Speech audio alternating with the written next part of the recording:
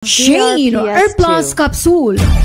Maglisod sa paginhawa si Ginang Anabel Bonita, 38 years old, kanaga Purok 6B, patag na awan ni Samis Oriental. Gibati niya nga pugso ng kaugalingon sa paginhawa ug lawom, human nag-anto sa diferensya sa kasing-kasing. Pero sa dihang nakatumar sa Shane Airplus Capsule kadadlaw, ni gaan og ni hapsay na ang iyang paginhawa. Lagi po sakit sa kasing-kasing. Apo ako ilawat iliyo, magsuka ko, pero ko tabangon. Maglisod kung di ginawa, hangos, kasol di kayo. Sa dihang nagtumar ko sa Shane Herbal Capsule, narang-arang akong paminaw, sakit nawala na, dili na pud ko ingon nga hanguson. Dako gyud ko sa ikatabang gyud, nawala na gyud tungod sa Shane Herbal Capsule. Sa Taguluan, ang Shane Herplus Capsule uban sa Shane Liniment Herbal Oil mapalit sa Cure All Pharmacy sa Villanueva, Ruan Pharmacy, Santa Monica Pharmacy, Claveria, sa Hasaan, Bresa Drugstore, Cure All Pharmacy ug sa tanang farmasya sa inyong lugar.